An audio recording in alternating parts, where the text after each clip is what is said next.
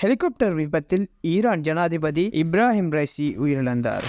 ஈரானிய ஜனாதிபதியுடன் அந்நாட்டு வெளியுறவு அமைச்சர் உட்பட 9 பேர் பயணித்த ஹெலிகாப்டர் ஞாயிற்றுக்கிழமை காணாமல் போனதை அடுத்து தீவிரமான தேடுதல் பணி நடைபெற்று வந்தது. ஈரானின் கிழக்கு அஜர்பைஜான் மாகாணத்தில் உசி கிராமத்துக்கு அருகில் உள்ள வர்சகன் மலைப்பகுதியில் ஈரான் ஜனாதிபதி இப்ராஹிம் ரைசி பயணித்த ஹெலிகாப்டர் விபத்துக்குள்ளானதா தெரிவிக்கப்படுது. இந்த ஹெலிகாப்டர் விபத்துக்கு முக்கிய காரணமாக வானிலை தான் காணப்படுறதா இராணுவ ஆய்வாளர்கள் தெரிவிச்சிட்டு வராங்க.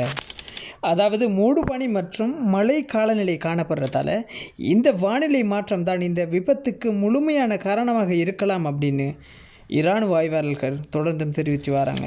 அஜர்பைஜானுடனான ஈரானிய எல்லையில் உள்ள ஒரு அணையை திறப்பதற்கான திறப்பு விழாக்கு சென்று திரும்பிக் கொண்டிருக்கிற போதே இந்த விபத்து இடம்பெற்றுள்ளதாக கூறப்படுகிறது.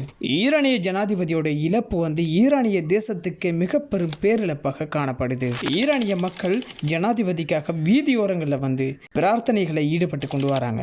தற்போதைய ஈரானின் பதில் ஜனாதிபதியாக முகமது முக்பார் தெரிவு செய்யப்பட்டிருக்கிறார். ஈரானின் அரசியலமைப்பு சட்டத்தின்படி 50 நாட்களுக்குள் புதிய ஜனாதிபதியை தெரிவு செய்யணும் அப்படின்றது ஒரு குறிப்பிடத்தக்க விடயமாக இருக்கு. ஹெலிகாப்டர் விபத்து ஏற்பட்ட நேரத்தில் ஈரானின் வடமேற்கு பகுதியில் குறைந்த தொங்கு மேகங்களும் அதிகமான மூடு பனிகளும் காணப்பட்டதாக சொல்லப்படுது. இந்த ஹெலிகாப்டர் விபத்தில் ஏற்பட்டவர்கள உடல்களை தப்ரிஸ் என்ற நகரத்துக்கு கொண்டு செல்லப்பட்டுள்ளதாக கூறப்படுது. இதைத் தொடர்ந்து விபத்துக்குள்ளானவர்கள இறுதி கிரியைகள் நாளை 21ஆம் தேதி நடைபெறவுள்ளதாக கூறப்படுகிறது.